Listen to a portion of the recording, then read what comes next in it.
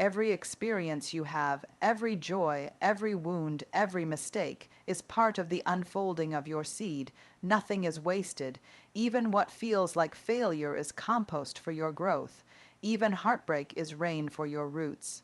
Nothing in you is irrelevant to what you are becoming.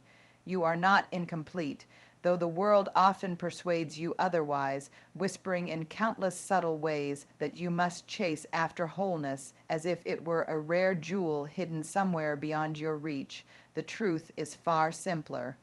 You were whole before you even learned the word. You did not arrive here unfinished, needing to find your missing parts scattered across the landscape of life. You arrived with everything already within you, like a book whose story is already written, though the pages have yet to be turned. You already contain the seeds of all you hope to become. This is not a poetic idea meant to comfort, it is reality. Just as the oak lives within the acorn, so your strength, your courage, your wisdom, and your beauty already reside within you. You may not see their full form yet, but that does not mean they are absent. The acorn does not resemble the mighty tree it will become, yet no one doubts that the tree is there, hidden inside, waiting for the seasons to draw it forth. The trouble is, we are taught to measure our worth by what we can already show to the world. If our branches are not yet tall, we are told we are small. If our fruit has not yet ripened, we are told we are unworthy, and so we chase after proof of our worth, forgetting that the process of becoming is not a sign of incompleteness but a natural unfolding. The oak is not less when it is a seedling. It is simply at another point in its becoming, and that becoming is not separate from its wholeness. When you believe you are incomplete, you will always feel you are behind, as though life is a race and you have somehow fallen out of step. But you are not behind. You are exactly where you are meant to be in the great rhythm of your own unfolding. The seasons of your life move at their own pace, and no two beings share the same timetable. A flower blooming in spring does not envy one that blooms in autumn. Both are perfect in their own season. Inside you are dreams that may feel impossibly far away. Perhaps they are so far that you cannot imagine how they will ever take form. But those dreams are not foreign objects. They are the voice of your own nature calling you toward its full expression. A seed does not grow into something it was never meant to be. It becomes the plant it was born to be. So your dreams, however grand or modest, are simply the larger version of yourself reaching back through time, urging you to grow toward it. The growth will not come from pretending to be something you are not, nor from forcing yourself into shapes that feel unnatural. It comes from honoring what is already in you and giving it room to breathe. Just as the seed needs soil, water, and sunlight, you need space, patience, and trust.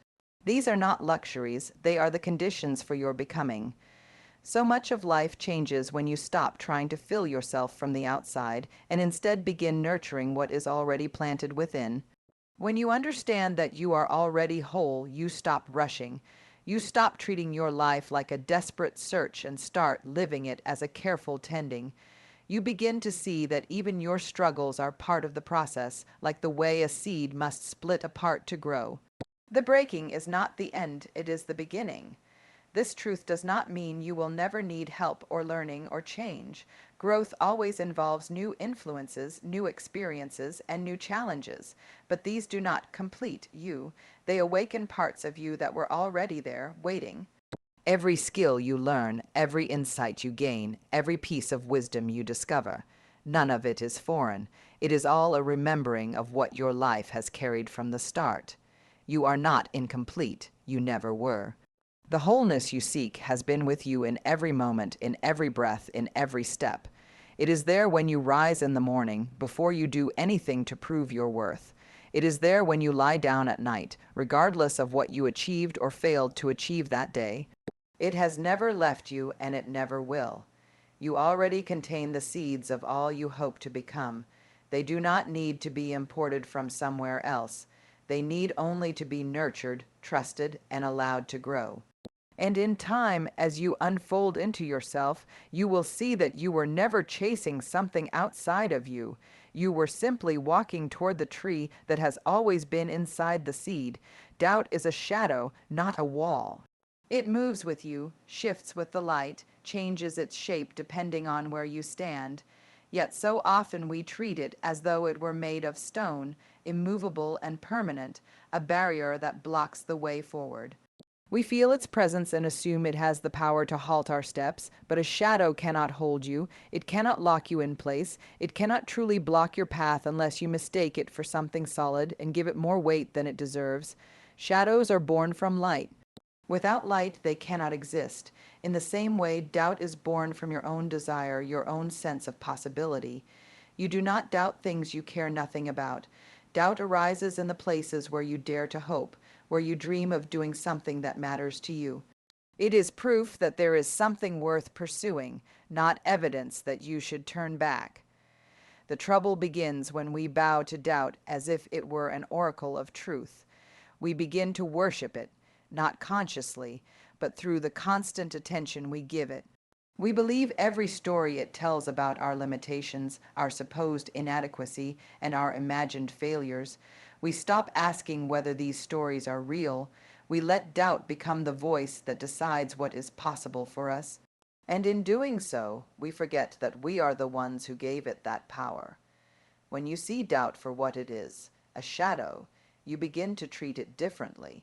You stop trying to destroy it because you understand it is not the enemy.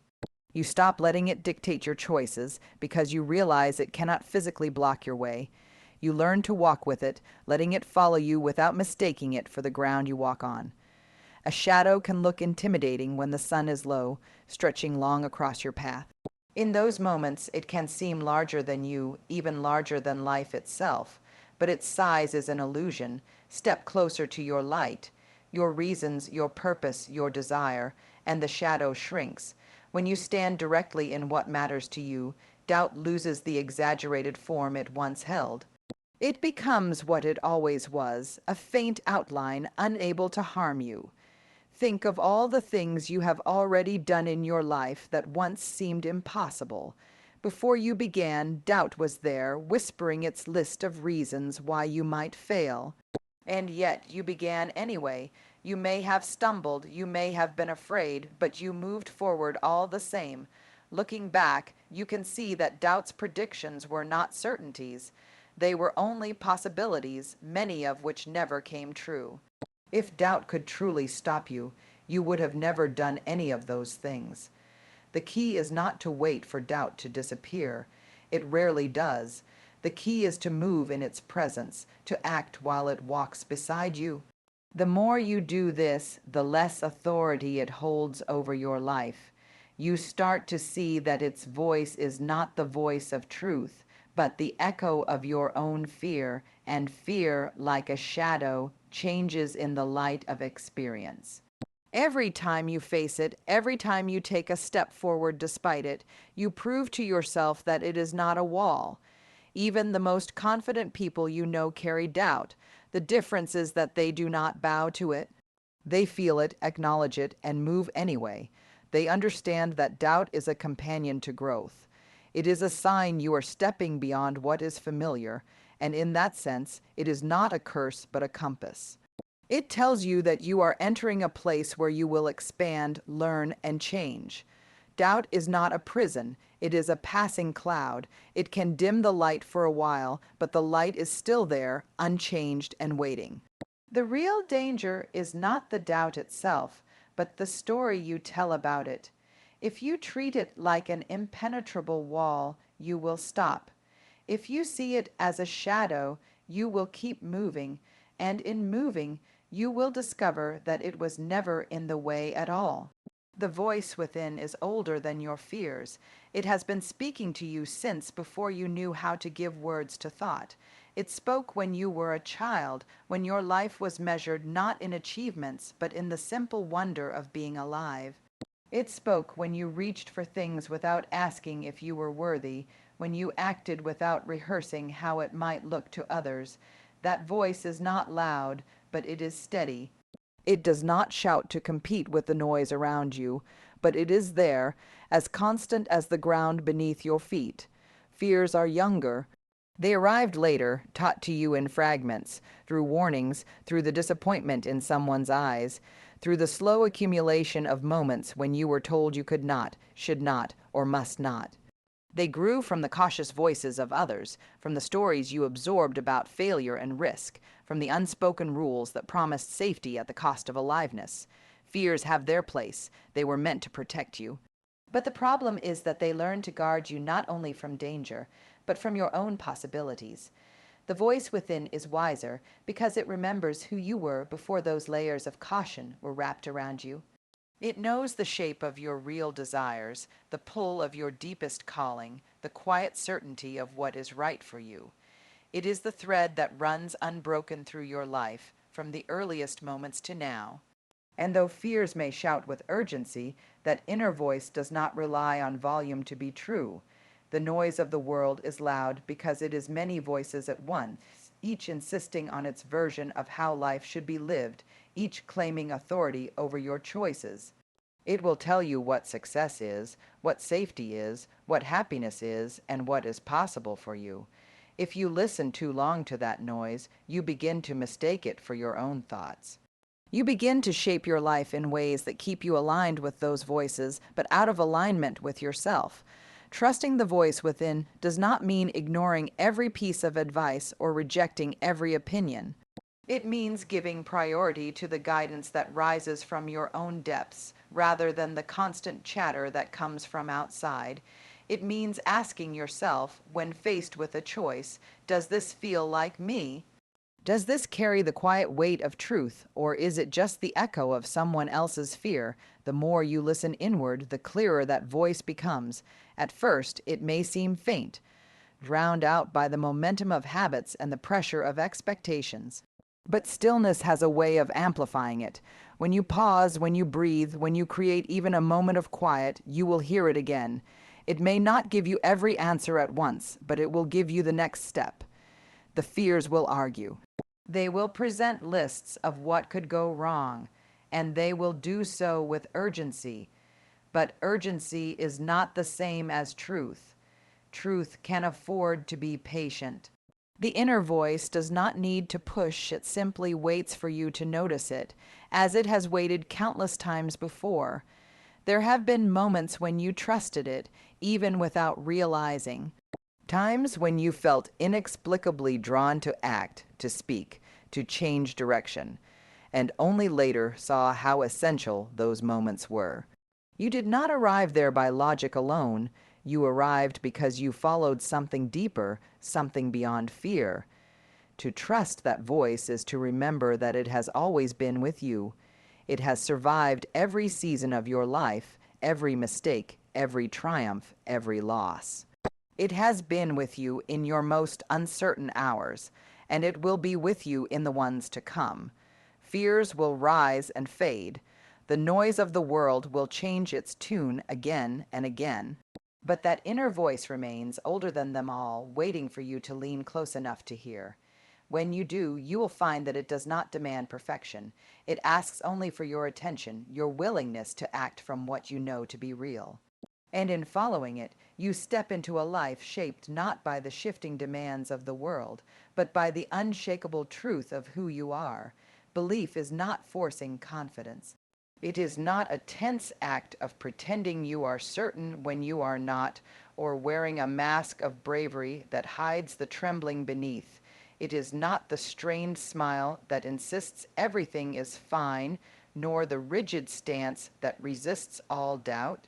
Forcing confidence is like holding your breath. It can be done for a moment, but it cannot sustain you. Belief is something different, something quieter, something more enduring. It is the soft exhale that comes when you remember the truth of what you already are. There is a difference between building yourself up through constant effort and simply standing in what is already true. Forced confidence is built from the outside in. It relies on rehearsed words, polished appearances, and the hope that if you act a certain way long enough, you will eventually become it. Belief in its truest form is built from the inside out. It begins not with what you try to show the world, but with what you know deep within yourself, even if that knowing has been buried under years of self-doubt. Relaxing into who you are does not mean becoming passive or avoiding growth. It means you stop starting from the assumption that you are lacking. It means you no longer treat yourself as a problem to be fixed, but as a life to be lived. You are not a project with missing pieces. You are a whole being who is still unfolding. The oak tree is not less when it is still growing. It is simply becoming more of what it already is. When you live from this place, confidence ceases to be something you must manufacture. It emerges naturally because you are aligned with your own truth. Think of a river. It does not push itself forward. It flows because that is its nature. Belief works in the same way. When you stop forcing, you allow the current of who you are to move freely. There is no strain in being yourself. The strain only comes from pretending to be someone else or striving endlessly to become what you already are. Much of the tension we feel in life comes from holding ourselves in a constant state of performance. We measure ourselves against an invisible checklist of what confidence is supposed to look like, and when we fall short, we try to compensate by pushing harder. But this pursuit keeps us in a cycle of proving rather than living. When you relax into yourself, you leave that cycle behind. You stop chasing the image of confidence and begin inhabiting the substance of it. Belief is not about convincing yourself you are perfect or without flaws. It is about recognizing that you do not need to erase your flaws to be worthy. The cracks in the earth do not make it less of the earth. They are part of its landscape. In the same way, your imperfections are not evidence against your worth. They are part of the unique terrain of your being.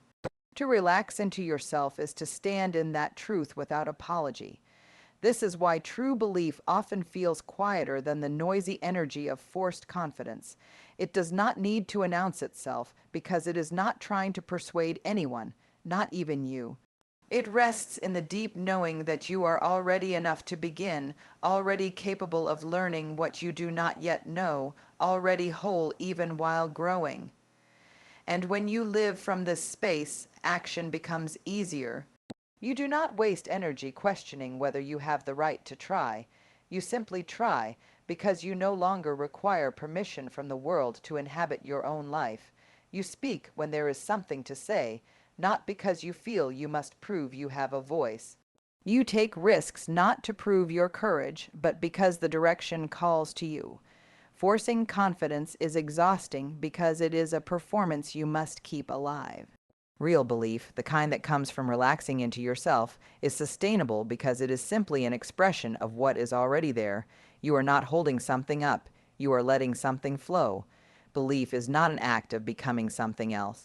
It is the gentle, steady act of remembering who you have always been and letting the truth of that memory carry you forward.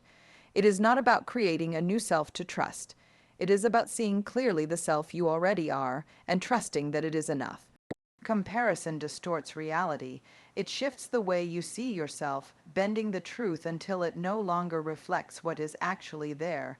You begin to measure your worth not by the shape of your own growth, but by the size, speed, or success of someone else's journey. The moment you do, you stop seeing your life for what it is and begin to see only how it stacks up against another's. It is like looking into a mirror that has been warped. You will always think something is wrong with you, when in reality, the distortion is in the lens. You cannot bloom if you are always measuring your roots against another's tree. Roots are hidden beneath the soil. They grow in darkness, unseen, shaped by the unique conditions of where they are planted.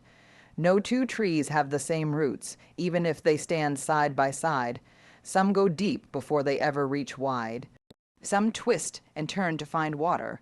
Some must grow around rocks and obstacles, while others spread in soft earth. To compare your unseen roots to another's visible height is to misunderstand the nature of growth entirely. Every life unfolds at its own rhythm. The seasons of your growth cannot be rushed by wishing, and they cannot be slowed by the pace of another.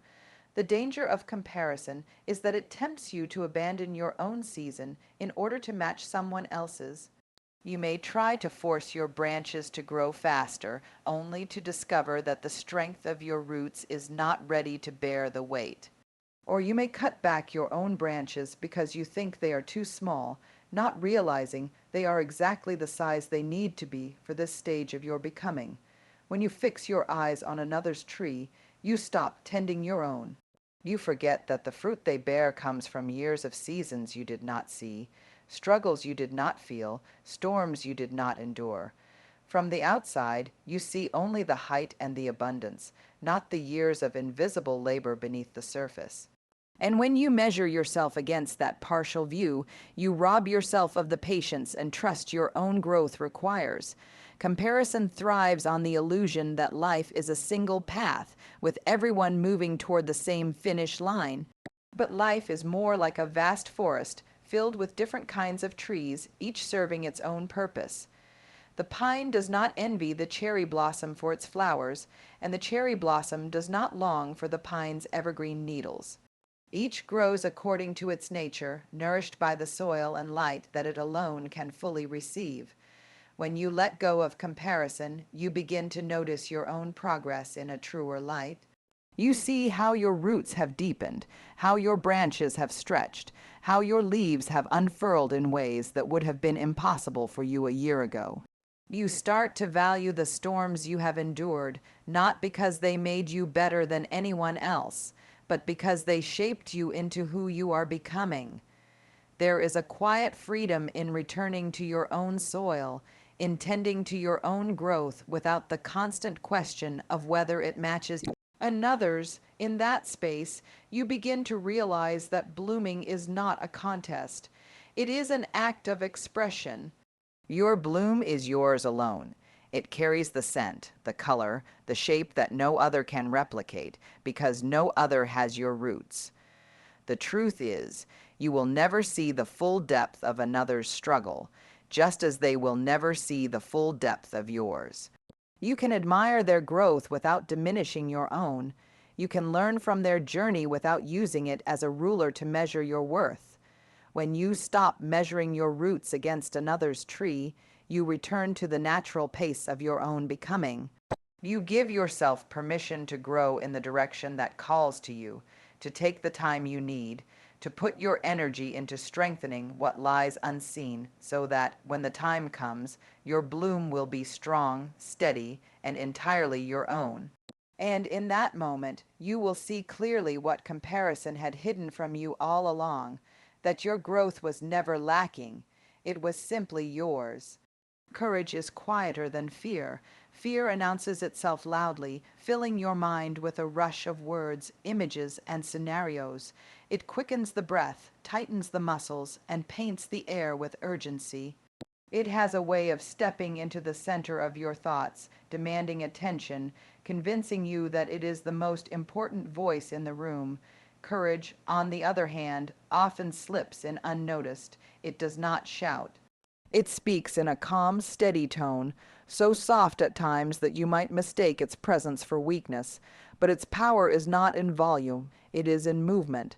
Fear is skilled at magnification. It takes what is in front of you and paints it larger, heavier, more threatening than it truly is. A small hill becomes a mountain, a single step becomes a leap over an impossible chasm. The more you stare at the picture fear creates, the more real it seems, until you are convinced that you cannot possibly move forward. Fear builds these walls not out of stone, but out of perception. Courage does not waste time trying to erase the picture. It simply takes a step. It moves even if the step is small. That is why courage is quieter. It does not need to argue with fear's exaggerations. It does not promise you the absence of danger or the certainty of success. It simply says go, and when you do, the painting fear made begins to fade, revealing the reality beneath. Courage is not the absence of fear. In truth, fear often walks beside it. The difference is that courage decides which direction your feet will take, even while fear tugs at your sleeve. Many imagine courage as a surge of unstoppable confidence, but more often it feels like uncertainty carried forward one moment at a time. It is the willingness to act without needing the loud reassurance that everything will be fine. The mountain's fear paints can seem immovable when you stand still, but movement changes everything. A mountain that looked impossible from a distance begins to reveal footholds as you get closer. The path that seemed invisible starts to appear beneath your feet. The great weight of the climb becomes bearable when taken step by step. Fear keeps you staring at the whole mountain. Courage teaches you to focus on the next few feet. Some of the most courageous acts happen with no witnesses in the quiet spaces of daily life, choosing to speak a difficult truth, deciding to try again after failure, taking the first step into something you have avoided for years. There is no cheering crowd, no grand declaration, just a steady, private choice to move forward. This is why courage can be so easily overlooked. It is not always dramatic, but these small acts are what shift the shape of a life. Fear thrives on stillness because it feeds on imagination. The longer you hesitate, the more details fear can paint onto its canvas. Courage disrupts that process. Even the smallest action robs fear of its certainty. The story in your mind begins to change, not because the world outside has shifted instantly, but because you have altered your relationship to it. You are no longer only the one watching, you are the one moving. Courage rarely arrives fully formed. It is built in moments, gathered from every time you have faced something difficult and moved anyway. Each act leaves a trace in you, a reminder that you are capable of more than fear suggests. Over time, this quiet accumulation becomes a kind of foundation, a place inside you that fear cannot reach as easily. It is tempting to wait for courage to feel bigger than fear before you act, but often it works the other way around. You act first, and then courage grows. The mountain only begins to move when you take the first step toward it, even if your legs are shaking. Fear may still be there, painting and exaggerating as it always does, but its colors lose their hold on you when you are in motion. Courage may never be as loud as fear, but it does not need to be. Its strength is in persistence, in the steady refusal to let fear's pictures dictate the shape of your life. In moving forward, even quietly, you begin to see that the mountains fear painted were never as solid as they seemed. And with each step, you carry the quiet force that can move them. The path unfolds as you walk. You cannot see its full shape from where you stand now, no matter how much you try to map it in your mind. Life does not reveal its course all at once. It gives you the next step, then the next, each appearing only as you move forward. To wait until you can see the entire journey before taking a single step is to wait forever. The road is not something laid out in its entirety ahead of you. It is something that forms beneath your feet as you walk it. Waiting for certainty feels safe, but it is the kind of safety that keeps you standing still. You tell yourself you are being cautious, that you are preparing, that the right time will come when you finally know exactly what to do. But certainty is a horizon you never quite reach. Each time you think you are close, it moves farther away. The more you wait for it, the more the road fades from view, not because it is gone, but because it only exists for those who are moving. There is a quiet truth that many resist. Clarity is born from action, not the other way around. You do not gain confidence by knowing every detail before you begin. You gain it by beginning, by making the first step even when the picture is incomplete. The map is drawn as you go, and each choice opens paths you could not have imagined from the starting point. When you insist on certainty before you act, you are asking life for something it cannot give. The unknown is not a mistake in the design. It is part of the design. It is the space where discovery happens, where the unexpected enters, where your own strength surprises you. To demand the entire path in advance is to demand the removal of all mystery, but mystery is the companion of growth. Without it, you would never become more than you already are. Think of walking in the early morning fog. You can only see a few steps ahead, yet those steps are enough to keep going. As you move, more of the road appears. If you were to stand still, waiting for the fog to lift entirely, you might remain there all day, never realizing that the way forward was waiting for you to claim it by moving. The fear of the unknown often makes us overvalue preparation and undervalue momentum. Preparation has its place, but it cannot substitute for the living experience of being on the road. You cannot learn the terrain by staring at a map. You learn it by feeling the ground beneath you, by noticing the bends and the slopes, by adjusting your pace in real time. Life is full of people who never began because they were waiting to be sure. They wanted guarantees of success, protection from failure, a promise that every risk would be rewarded exactly as they hoped. But the path does not offer guarantees. It offers only the chance to walk it. The reward is not in having predicted every turn, but in having experienced them. Even when you take the wrong turn, you are not lost. The road has a way of folding your detours into the journey. What feels like wasted time often becomes the place where you gather something essential, an insight, a skill, a resilience you would never have gained if everything had gone exactly according to plan. The path is generous in this way. It wastes nothing. When you finally begin, you will see how much the waiting cost you, not just in time, but in the depth of your living. The moments you were holding back were moments the road was ready to meet you.